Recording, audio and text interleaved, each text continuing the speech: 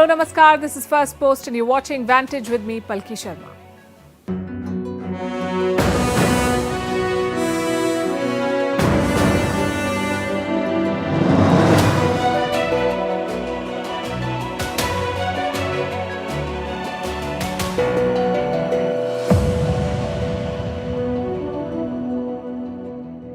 If you've been following the events of the weekend, today doesn't even feel like a Monday.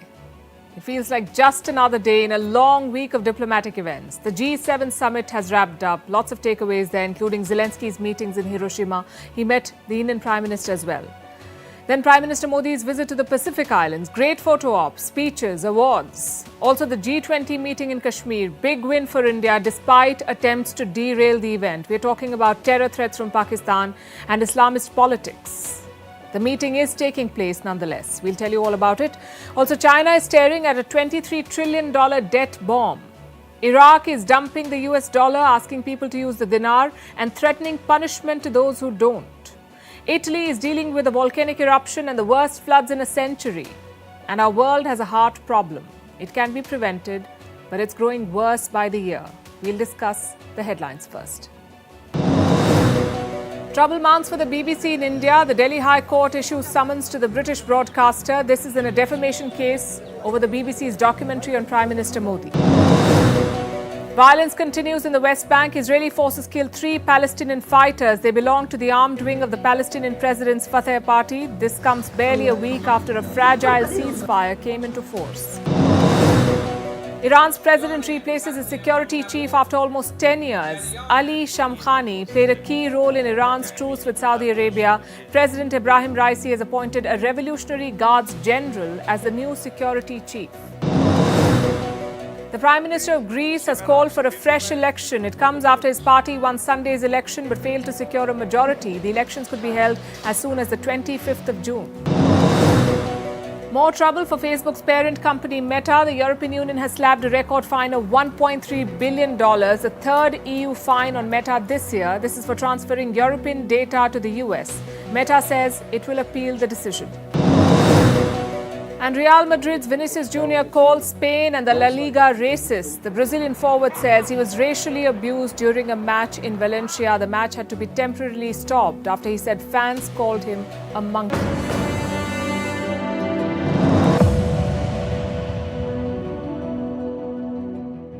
It's been a busy weekend in the world of diplomacy. The G7 summit took place in Hiroshima. They had a last-minute guest, Ukraine's President Volodymyr Zelensky. The Quad leaders met in Japan. Their summit in Australia was cancelled because Biden had to rush back home. He's navigating a debt ceiling crisis. Then Italy's Prime Minister had to cut short her trip too. Her country has been hit by floods. She returned, but not before telling the Canadian Prime Minister to stop mansplaining. That's a story for another day. Tonight, let me tell you about one leader who's been making strides, India's Prime Minister Narendra Modi. He's on a 3-nation tour and halfway through it. Today, he was in Papua New Guinea. It's a tiny Pacific island that's now making international headlines. Modi's visit began on a unique note. Let me show you what it looked like. That's James Marape, the Prime Minister of Papua New Guinea. He's touching the feet of Indian Prime Minister Narendra Modi. In Indian culture, you would know, this is a way to show respect to your elders, a way to seek their blessings. But it's not something you see heads of state do in public. So this was a special gesture. And today, Prime Minister Marape showered praises on the Indian Prime Minister. Let me quote from what he said. "We are victims of global power play. You, Prime Minister Modi, are the leader of the global South. We will rally behind your, that is India's leadership at global forums. These nations sitting before you, Mr. Prime Minister, have high costs of fuel and power tariffs in their own countries, and we suffer as a result of big nations at play in terms of geopolitics and the power struggles out there."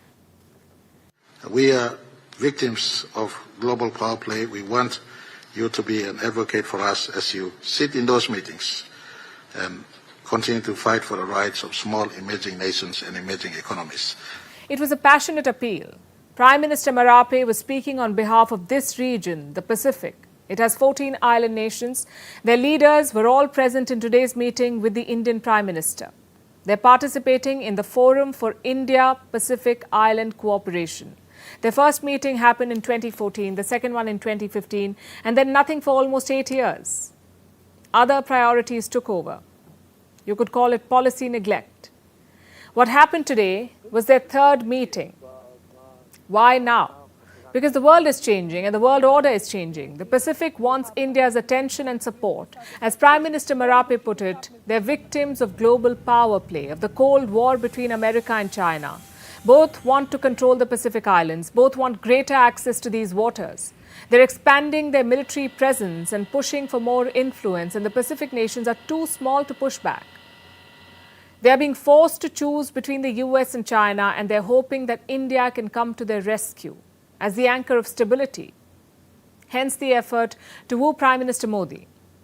Through gestures, through speeches, and through awards, he's been conferred with top honours today. He's been given the highest civilian awards of Papua New Guinea and Fiji. Prime Minister Modi has been awarded for championing Pacific Island unity and for spearheading the cause of the global South. In response, Mr. Modi said, the Pacific can count on India. आपका development partner होने पर गर्व महसूस करता है। मानवीय सहायता हो या फिर आपका विकास, भारत को आप भरोसेमंद पार्टनर के रूप में देख सकते हैं, विश्वास कर सकते हैं। So that was the Prime Minister's message. But what's in it for India? Well, lots. Number one, a way to counter China and its expansionist agenda in the region. Number two, access to new trade links. Number three, access to vast ocean resources of the Pacific like nickel, lithium and cobalt. Number four, partnership on common goals like sustainable development, climate change, food and energy security. So there's a lot of scope for convergence. New Delhi will have to overcome the tyranny of distance to make the most of it. They've identified key areas of cooperation like clean energy, technology, solar electrification, and India can leave an immediate impact in these areas. The trick is to keep at it, to not let other seemingly more urgent issues to take over, like it happened in the case of America. President Biden was also supposed to be in Papua New Guinea today, the first presidential visit in decades, but he cancelled it. In his place, Secretary of State Blinken has arrived. He signed a military pact with Papua New Guinea. With this, America will expand military access in the region, and US personnel and contractors may get legal immunity to freely operate here. In return, the island will get US military supplies like ballistic helmets, flak jackets, and armor plates, among other things. The US will pay for all of this. Reports say it will cost America barely $45 million. It's nothing for them. China, too, has been signing deals in the region, promising to spend on development and security in return for access. And that's exactly what Prime Minister Marape was referring to. These countries need monetary and security assistance. The Pacific Islands, they need it. But when it comes from the big powers, it also means compromising with their sovereignty. But that's not the case with India. New Delhi forges partnerships. That's what Pacific Islands hope to get with Prime Minister Modi's visit. Kashmir is no stranger to global headlines. In the past, it was for all the wrong reasons: terror attacks, proxy wars, internet shutdowns. But not anymore. Today, the world is not talking about Kashmir, they're talking in Kashmir. A key G20 meeting is underway in Srinagar. It's a working group on tourism. Around 60 foreign delegates are in attendance. They will spend the next 3 days here at the Sher-e-Kashmir International Convention Centre. It's a big moment for Kashmir. This is the Valley's first mega event since 2019. That's when statehood was revoked, when Kashmir's special powers were taken away. But since then, there's been massive progress. This G20 meeting is a prime example of that. The days of militancy and instability seem to be over. It's now time for change. Having said that, all precautions are in place. Marine and energy commandos have been deployed, anti-drone technology is in place, and the CRPF are conducting mock drills. If things are fine, then why all the security, you may ask? Because New Delhi can only count on Kashmir and its people. Across the border, it's a different story altogether. We've seen 2 attempts to derail this meeting. One was a terror plot. The second was Islamist propaganda. Let's deal with the first one first. Reports say Pakistani terrorists were planning a major attack, perhaps like 26/11 in Mumbai. Their target was Gulmarg. G20 delegates were expected to visit the ski town later this week. It was part of their 3-day itinerary. But now the Gulmarg leg has been dropped. According to reports, the plan was this. Terrorists would attack the hotel where the delegates were staying, hold them hostage and create bad headlines for Kashmir and set back the gains of 2019. So what did the local administration do? They dropped Gulmarg from the plan. Instead, Srinagar will host all the events. It tells you what the challenges are on the ground. Pakistan doesn't want peace in the valley, which brings us to their second strategy, to use the Islamist agenda to keep Muslim countries away. Pakistan made an open appeal to OIC nations. OIC is the Organization of Islamic Cooperation. Islamabad asked these countries to boycott the Kashmir meeting, and did they? Well, reports say Turkey, Saudi Arabia and Egypt did not send delegations. They did not have official representation, but their private sector did. Now, this is important to note. Countries like Saudi Arabia and Turkey have immense control over their private sector. Would they have come without the state's blessing? Highly unlikely. Either way, the Indian government is not reading too much into it. They're calling the Kashmir meeting a grand success. Listen in to G20 Sherpa Amitabh Kant. We view tourism as both a public and a private sector activities. All countries except China are participating here. Let me say that the tourism working group meeting in Kashmir has had an overwhelming response. Normally in any meeting anywhere, 4 to 5 countries do not come for various reasons because they are invited countries also. So it's not that some country is not coming here doesn't mean that he's become an enemy of ours. Don't take it to that level. So to sum up, here's what happened. Pakistan tried hard to derail this summit, first by plotting terror attacks and then by appealing to Muslim countries, but both plans flopped. Bangladesh sent representatives to Kashmir. So did Nigeria, Indonesia and the UAE. All 4 are Muslim countries. They're also all members of the OIC. These countries saw and understood what Pakistan and China could not. That Kashmir has changed. That Kashmiris themselves won this summit. In fact, I have some numbers for you. Last year, 18 million people, 18 million tourists visited Jammu and Kashmir. That's the highest ever. Kashmir also got its first foreign investment. Dubai's Emaar Group is investing $60 million. They're building a shopping complex in Srinagar. How was all of this possible? Because Kashmir's security situation has improved. There were more than 400 terror attacks in 2018. By 2021, it was less than 250. And all of this shows one thing. Kashmir is on the path to peace and prosperity. The G20 meeting is meant to celebrate that, to highlight how safe and exciting Kashmir has become. It's not some bullet point on the OIC's agenda, nor is it the Pakistani deep state's playground anymore. Today's Kashmir wants to host global events, not to become the topic at global events. From G20 to the G7, Prime Minister Narendra Modi attended the summit. He joined the G7 talks. He took part in the Quad meeting. He also had multiple bilaterals, but one engagement stood out. His meeting with Ukraine's President Volodymyr Zelensky. It was a complete surprise. Neither side had announced the meeting, but by Friday evening, news trickled in. Prime Minister Modi would meet the Ukrainian president. It was their second meeting, first since the war broke out. Prime Minister Modi promised to do everything he can to help Ukraine. Listen to this. मैं आपको विश्वास दिलाता हूं कि इसके समाधान के लिए भारत और निजी रूप से मैं स्वयं हमसे जो कुछ भी हो सकता है हम अवश्य करेंगे। यूक्रेन में चल रहा युद्ध पूरे विश्व के लिए बहुत बड़ा मुद्दा है। पूरे विश्व पर इसके अनेक प्रकार के प्रभाव भी पड़ेंगे, लेकिन मैं इसे राजनीति या अर्थव्यवस्था का मुद्दा नहीं मानता। मेरे लिए यह मानवता का मुद्दा है, मानवीय मूल्यों का मुद्दा है। Couple of things to note here. Number one, Prime Minister Modi did not mislabel the situation. He called it a yudh, which means war. Number two, it shows how strong India's position is. New Delhi has refused to condemn Russia's war, yet the G7 keeps inviting India. New Delhi decides to meet Zelensky face to face, yet there is no blowback from Russia. This is what strategic autonomy means. Western media and commentators should take note.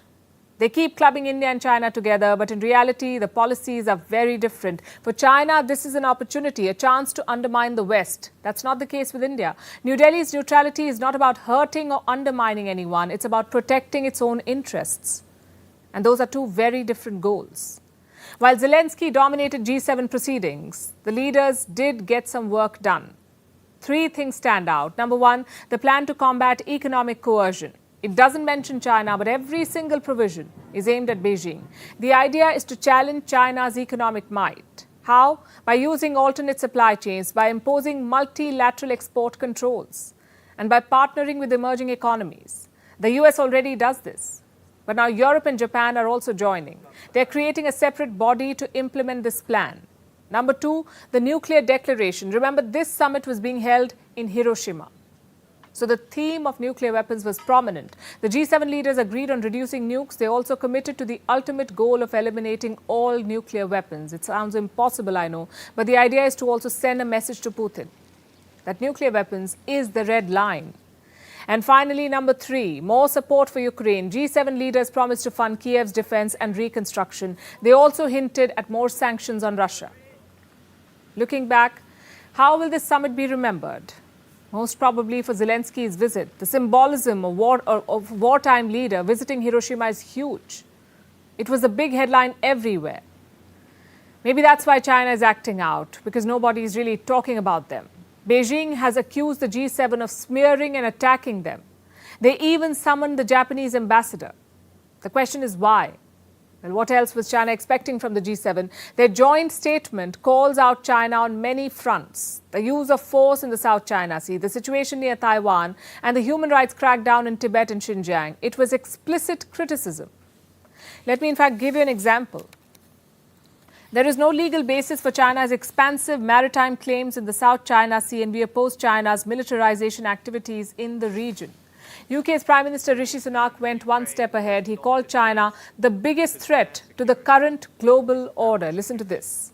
First of all, just recognizing the systemic challenge that China poses to the world order. I think it's the only country with both the means and intent to reshape the world order. Its behavior is increasingly authoritarian at home and assertive abroad. China has criticized that statement too, and their fear is understandable. Beijing's entire strategy is based on two moves: to dominate the global supply chains, to make itself indispensable to other countries, and to divide the Western world, to ensure there is no consensus on policy. But looks like the G7 has realized this strategy, and they've roped in emerging economies to diversify supply chains. They've also unveiled united policy on economic coercion. On paper, these are all welcome moves. But as always, implementation will be key. So that's the diplomatic news. But what's happening on the battlefield? Well, Ukraine is all set to receive a new weapon, the F-16 fighter jet. Zelensky has been asking for a long time, but NATO was reluctant. They thought a fighter jet would be a big escalation. Not anymore, I guess. Last week, two NATO nations proposed the idea, Britain and the Netherlands. They proposed to create an international coalition to procure the jets and train the pilots. Just one problem, though. You can't randomly sell F-16s. They're American planes. For a third-party sale, you need the permission of the US government. On Friday, Joe Biden gave it. He agreed to back the International Fighter Jet Coalition. Listen in. You know, in my private meeting with President Zelensky after the G7 meeting and with his staff, I told him the United States, together with our allies and partners, is going to begin training Ukrainian pilots in fourth-generation fighter aircraft, including F-16s. I have a flat assurance from Zelensky that they will not use it to go on and move into Russian geographic territory. Some background first. The F-16 is a fighter jet made by Lockheed Martin. It was first flown in 1979. Today it's everywhere. There are more than 2,200 active F-16s in the world, 2,200. That's 15% of the global fleet. The US Air Force calls it low cost but high performance. It's a multi-role jet. You can use it for air-to-air combat and ground attacks. The F-16s were used in the 1991 Gulf War. They've also flown in Afghanistan, Kosovo and the Persian Gulf, sort of like a workhorse. Ukraine has asked for 200 such jets. The question is, where will they come from? Giving new jets is out of the question, so NATO countries will have to dip into their arsenal. Around 25 countries use the F-16s. These include Poland, Belgium, the Netherlands and Denmark. Any of these countries could provide the jets. Zelensky believes the F-16 will change the momentum, perhaps turn the tide in Ukraine's favor. Well, it's certainly possible. Weapons have indeed won wars before. The Stinger missile won the Soviet-Afghan war. It had a 79% success rate. The F-14 Tomcat turned the tide during the Iran-Iraq war. Iran says they shot down 160 jets with their Tomcats. And how many did they lose? Just 16. So weapons can become a game changer. But will the F-16 do the same in Ukraine? Well, there are multiple challenges. The first is training. Ukraine has always used old Soviet planes. Their pilots will have to be trained on the F-16, and that could take many months. Plus the maintenance. The F-16 requires a lot of it. Around 16 hours of maintenance per 1 hour flown. Does Ukraine have that sort of skill or time? If they don't, do they at least have the time to learn it? That's one big question. The second is storing them. F-16 jets require long and well-maintained runways. Reports say Ukraine doesn't really have them. Their runways are more suited to Soviet-era jets. But these are all technical problems. There's an even bigger political problem. How will Russia see this move? Moscow is already threatening NATO. They're calling this F-16 plan a colossal risk for the West. And they're not wrong. We've seen a gradual rise in lethal weaponry for Ukraine. It's not just guns and tanks anymore. We're talking about cutting-edge weapons. First, you had the HIMARS, a rocket that could reach Russian territory. Its range was around 300 kilometers. Then the Storm Shadow missiles, again long range, and now the F-16s. Do you see the trajectory? In February 2022, Ukraine had virtually no capacity to hit deep inside Russia. Now they have multiple options. NATO says Ukraine will not use the long range. You just heard Joe Biden. He says the F-16s will not be used to strike Russian territory. But remember, this is war. Fighter jets are not pets you can leash. Once the fighting breaks out, anything is possible. So why is NATO taking that risk? Is it because Ukraine's defense is faltering? Or is it because they believe Russia is vulnerable? Right now, it's hard to say. There are multiple versions to every story. Just look at what's happening in Bakhmut. It's a town in eastern Ukraine. It's also the longest battle in this war. The Russian assault began sometime in the month of August last year. Russia says the battle is over, that Wagner mercenaries took the city of Bakhmut and they will transfer it to the Russian army. But Zelensky says that's not true. Today, the Ukrainian forces fulfill a very important task. They are in Bakhmut today. Where exactly? I am not going to tell you. But this means that Bakhmut has not been conquered by the Russian Federation today. There can be no other interpretation. Is Zelensky saying that to appease his Western allies? Or has Bakhmut really fallen? Most of the city was controlled by Russian fighters, so a Russian victory is certainly possible. But once again, Bakhmut shows how confusing the situation really is. Remember all those Wagner threats and tantrums. Days later, those same people are claiming victory. Was that also propaganda? It's impossible to say, really. But here's one thing we do know. Russia is a nuclear state ruled by a defiant leader. If the tide turns in Ukraine's favor, what do you think Putin will do? Sign a peace deal? Or unleash the Russian war machine? That's the risk with these F-16 jets and long-range missiles. Now let's talk about China. This year was supposed to be about their economic recovery. Instead, the Communist Party is dealing with a new problem, a new debt crisis. And the amount is staggering. $23 trillion. These are loans owed by the Chinese government. And a large chunk of this debt is accounted for, like what the Chinese government has borrowed by issuing bonds to the general public. This is accounted for, and this is not the problematic part. What's causing an alarm is the hidden debt in China. Now, what's hidden debt? These are loans taken by local governments. They're off the books. They're hidden, so it's hard to say how big these loans are. The estimates vary depending on who you ask. But no matter who you ask, they'll all tell you one thing. This is serious. Investment bank Goldman Sachs has one estimate. It says China's local governments owe $8.5 trillion. The International Monetary Fund, or the IMF, has a different number. Their figure is $10 trillion. That's more than 40% of the initial estimate and over 80% of China's GDP. That's right. According to one estimate, China's GDP today stands at a little over $12 trillion and the local government debt is at $10 trillion. These are the IMF's numbers. Whichever figure you choose to believe, it doesn't change a fundamental problem. Loans like these are unsustainable. They could push Chinese provinces towards bankruptcy. In fact, in some places, it's already happening. Hegang is a remote coal town in northeastern China. It is near China's border with Russia. Close to 1 million people live here. They're all suffering a financial crisis. According to one report, locals in Hegang do not have indoor heating. Taxi drivers are being slapped with more fines. Public school teachers fear job cuts. Street cleaners haven't got their salaries in 2 months. And these are all signs of financial distress. Reports say there's a cash crunch. And this story is not unique to this town of Hegang. It's playing out in the Guizhou region too.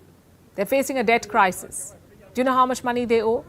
2.6 trillion yuan. That's $380 billion, or 130% of Guizhou's GDP. How did this happen?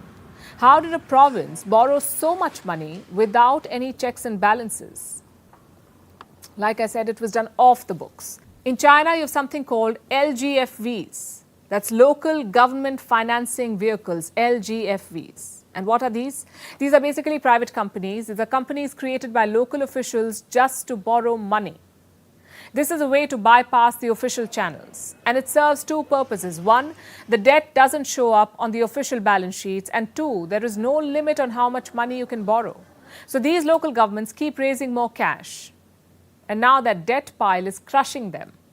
It's hard to say how many provinces are in distress, but reports mention some very frequently, like Guizhou, Henan, Heilongjiang, Hubei, and Guangdong.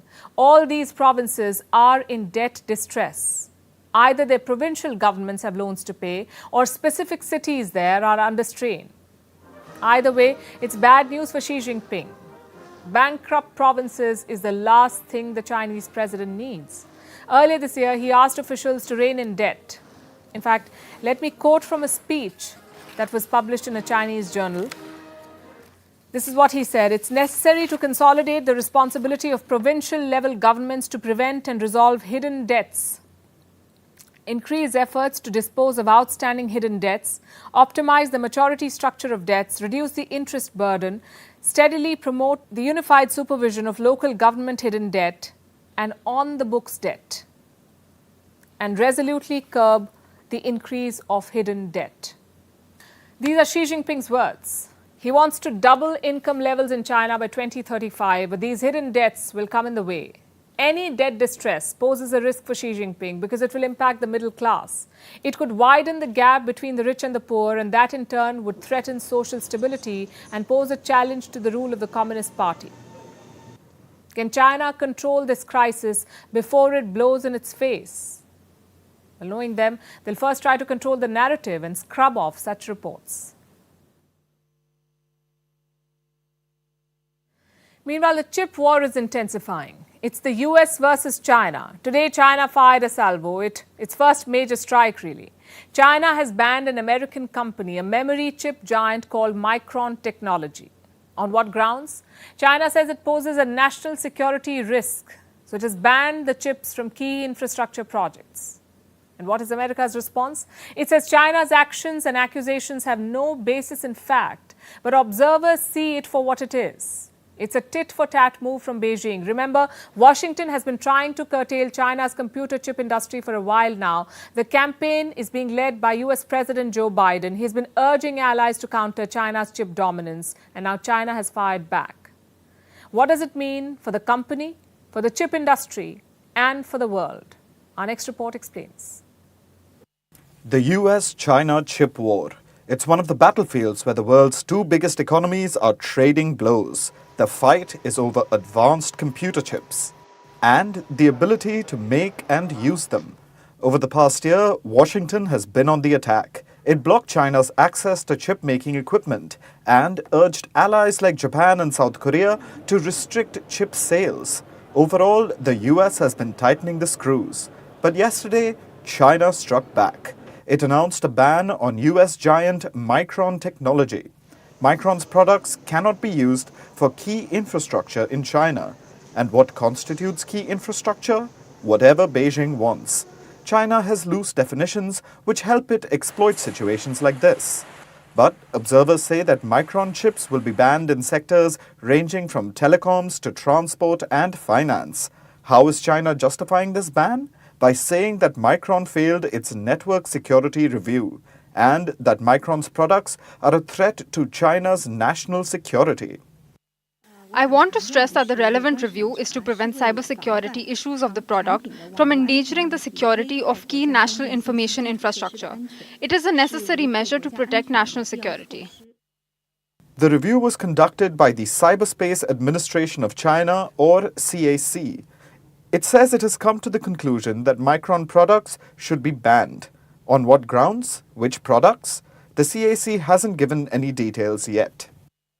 Most observers think this move is more about politics than security. It was a shot fired at the US. Look at the timing. The announcement was made yesterday while the G7 summit was taking place in nearby Japan. It came when US President Joe Biden said the G7 nations had agreed to look at their relationships with China. The G7 nations want to counter what they call China's economic coercion. They want to de-risk and diversify their ties with Beijing. So it seems that China hit back with the Micron ban. Micron says it looks forward to continuing to engage in discussions with Chinese authorities. What choice does it have? Remember, China is a lucrative market. Last year, about 10% of Micron's $30 billion revenue came from mainland China. It's about 16% if you include Hong Kong. But there may be a silver lining. Micron produces chips that go into smartphones and computers. It has chips for infrastructure too, but that's a smaller part of Micron's business. Most of Micron's customers in China were also foreign firms, companies that manufactured their products in China. Technically, they haven't been barred from buying Micron products, so it isn't clear how much Micron will suffer due to China's ban. But despite the possibly weak impact, Beijing's move is still seen as an escalation, a return of fire in the chip war. The question is, how will the US respond to the latest salvo? We'll keep you updated. The chip war is a fight to control the future. The US wants to deny China the upper hand, but Washington is losing ground to Beijing in another battleground. That's currency. Countries across the world are ditching the US dollar. Tonight, we want to tell you about how it's playing out in West Asia. Iraq has become the latest country to dump the US dollar. Iraqis are now banned from dealing in the greenback. The announcement was made last week. Iraq's Interior Ministry issued a statement. It was a message for all citizens of Iraq. Listen to this. The dinar is the national currency in Iraq. Your commitment to transact in it instead of foreign currencies boosts the country's sovereignty and economy. So currency has now become a matter of nationalism. But why were Iraqis relying on the dollar in the first place? Well, this is a trend that dates back to the 1990s. It began with the Gulf War in 1991. It was followed by UN sanctions. And then, more than a decade later, the US invaded Iraq. All of this damaged the Iraqi currency, the dinar. It lost value with each conflict and finally collapsed when the Americans invaded some 20 years back. Just to give you an idea, $1 was worth 4,000 Iraqi dinars. So the war killed the Iraqi currency. After the war, the US established a stranglehold on the country, and the US dollar became the de facto currency of Iraq. America also helped establish the central bank of Iraq. But this is a cash-dependent economy. According to the World Bank, just 26% of Iraqi companies use the formal banking system, only 26%, about a quarter of them, and 98% of Iraq's companies pay their employees in cash. And since Iraqi dinar lacks value, the US dollar is used to make those payments. But the past few months have been turbulent. America has restricted Iraq's access to dollars. And why is that? To curb money laundering. Washington says dollars from Iraq are being funneled to Iran, Syria, and Lebanon. So the Americans limited the supply. This led to a cash crunch in Iraq. With fewer dollars to go around, the Iraqi dinar lost more value. Suddenly, people of Iraq had fewer dollars to use, so they jacked up the price. Officially, $1 was worth 1,460 Iraqi dinars, but on the street exchanges, it was selling for more than 1,700 Iraqi dinars, a single US dollar. You know what that means? When your currency is worth less, goods become more expensive, prices shoot up, inflation rises, and so does public anger. The same happened in Iraq. Citizens took to the streets. The government had to intervene. They decided to ditch the dollar and protect the dinar. Those still using the American currency will face tough punishments in Iraq, a fine of up to 1 million dinars. That's about $680. Repeat violations could lead you to jail. Businesses could lose their license. So Iraq's shift away from the dollar is out of necessity. It also shows how America controls the country 20 years after the invasion. It can cause economic havoc just by limiting the flow of dollars. Iraq's neighbors are watching all of this and exploring alternatives for themselves. In other words, they're all exploring de-dollarization. Last year, Saudi Arabia made an announcement. It would sell oil using different currencies, like the euro and the Chinese yuan. Earlier this year, the UAE began talks with India to settle non-oil bills in Indian rupees. Since 2021, the UAE has been part of a pilot project too, a project run by the Swiss Bank for International Settlements. This is about making cross-border payments. It may allow nations to bypass the US dollar. Thailand and China are also part of this project. Long story short, every country worth its salt is looking for alternatives, and the writing is on the wall for the US dollar. It is losing ground. In Italy, the headlines are all about fire and floods. First, they suffered the worst flooding in 100 years. Now they're dealing with a volcanic eruption. We're talking about Mount Etna. It is Europe's most active volcano and it has erupted. It is spewing volcanic ash in the southern island of Sicily. Meanwhile, at the other end of the country, at least 14 people have died due to flash floods. More than 36,000 people have been evacuated from the northern regions of Italy. It's so bad that Prime Minister Giorgia Meloni had to cut short her visit to Japan. She was there for the G7 summit. She had to rush back home to deal with the situation. And she says that her country may need the help of the European Union to rebuild. Here's a report. This is Mount Etna, the most active volcano in Europe. It erupted on Sunday. Plumes of volcanic ash flew out of Mount Etna's crater. The volcano is located in the island of Sicily, near coastal cities in the east. The popular tourist destination, Catania, is being engulfed in falling ash. It's covered in a layer of soot and grime. Its airport had to be shut. Flights to and from Catania have been suspended. But it's not something unusual for the area. This morning, it all started around 8 o'clock when there were the first roars of the volcano, after which around 11:40, lapilli started to fall, which you can see here in my hands. They are long and 3 to 4 centimeters thick, but fortunately, they are light because they are slag. Etna is making itself felt again, as usual. Mount Etna erupts quite regularly, sometimes for weeks at a time. Hence, it's described as the most active volcano in Europe. Most eruptions are relatively small. Mount Etna's last major explosion was in 1992. So Italians may not be overly worried about Etna, especially as a different natural disaster in the country's north is making headlines. The worst floods in over 100 years. Italy's Emilia-Romagna region is inundated. Floods have killed at least 14 people. To make matters worse, the Emilia-Romagna region is an agricultural bastion in Italy. We have never been in a situation like this. Never. The problem is that now we have to see how these plants there, with all that stuff around them, react. And it isn't just normal floods that are affecting the locals. About 20 rivers have burst their banks in the region. This has led to flash floods and landslides. Authorities say there have been 280 landslides over the last week. Over 36,000 people have been evacuated. Those who chose to stay are dealing with blackouts. That's about 27,000 people. The rains subsided yesterday but left a trail of destruction in their wake. So why is the region facing such devastation?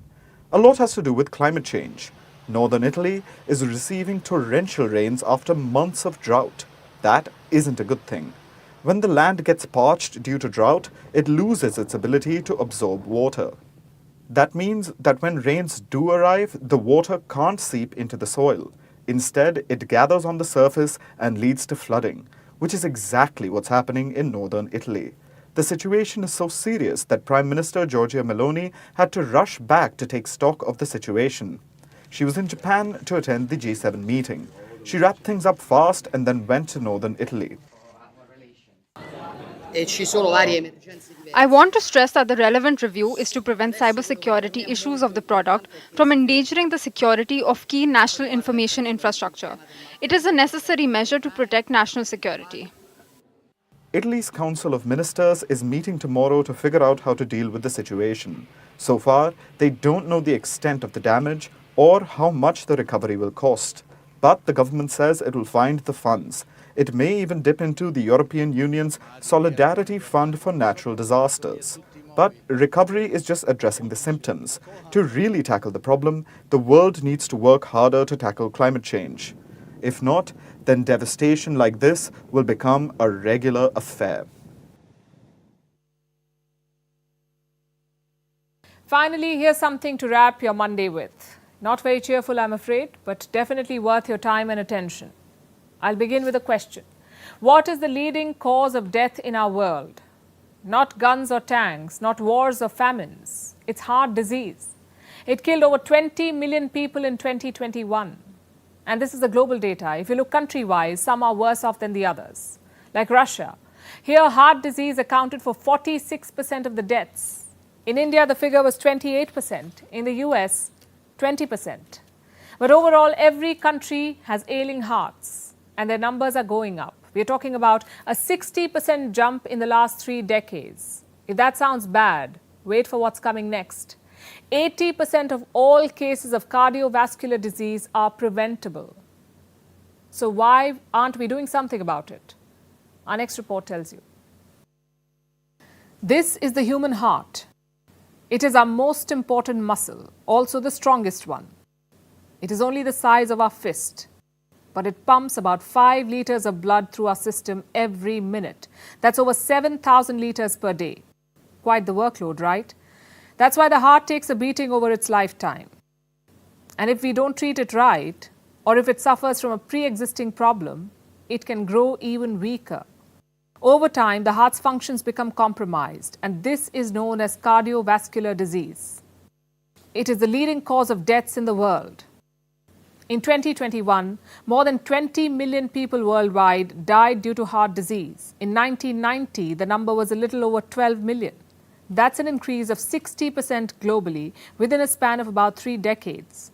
So this is clearly a global problem, but the numbers are different for different parts of the world. For example, Russia is one of the worst hit. 46% of its deaths are due to heart diseases. In Europe, the number is a little over 36%. In Southeast Asia, heart disease kills 4 million people every year. That's nearly 1/3 of all their deaths. What about India? Here, heart disease accounts for more than 28% of all deaths. And in the US, 1 out of every 5 people die due to cardiovascular problems. In the next 30 odd years, these cases could jump by 30%.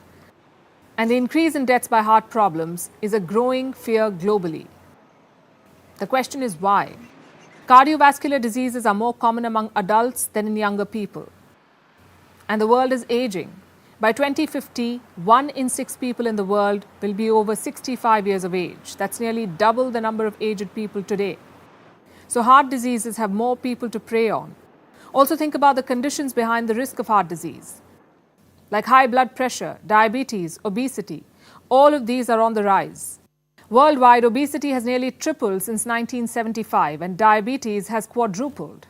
Also, let's not forget smoking. It increases the risk of heart disease by about 4 times and over 22% of the population uses tobacco. All of these conditions are often developed at a younger age. So as people get older, the risks of heart disease increase. But guess what? 80% of all cardiovascular diseases are preventable only if we do our part. Like exercising, eating healthy and not smoking, simple things can do wonders for our body. Our governments can do their part too.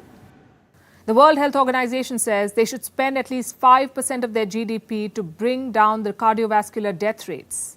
But countries often don't hit the mark. The fact is, investing in healthcare saves lives. The evidence is indisputable. So it's time the world takes better care of its hearts. And now it's time for Vantage Shots, images that tell the story. Starting with the Philippines, a massive fire broke out at the Manila Central Post Office. The structure was built in the year 1946. It's considered a national landmark. The fire has done some serious damage to the building. Meanwhile, one of Mexico's most active volcanoes is spewing ash and smoke. This affected flight operations in the region.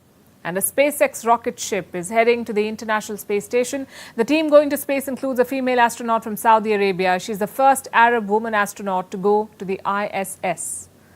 And finally, what makes the 22nd of May significant? We're taking you back in history to 1980. On this day, Pac-Man was released, a popular Japanese arcade game. It's been played for over 5 million hours worldwide. The game was created by game designer Toru Iwatani. Fun fact, he got the idea when he removed a slice from a pizza. We leave you with that. Thanks for watching. We'll see you tomorrow.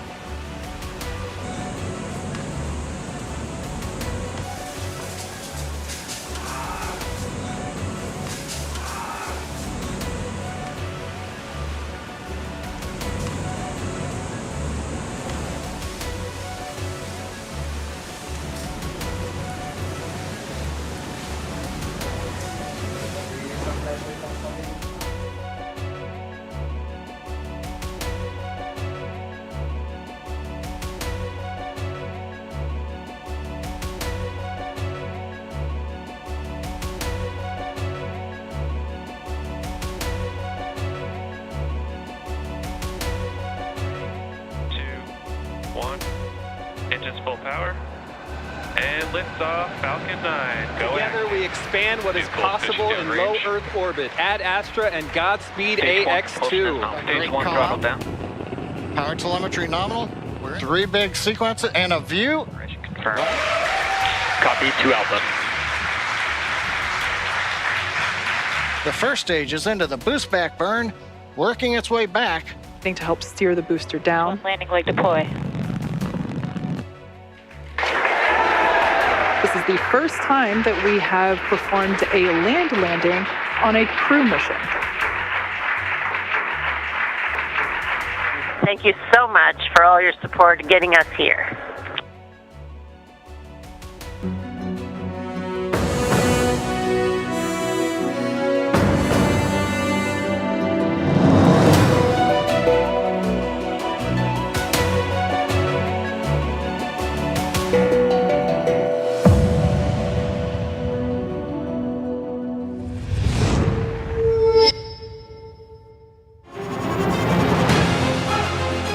Email exchanges from inside the BBC, they talk about the risk of violating Indian laws.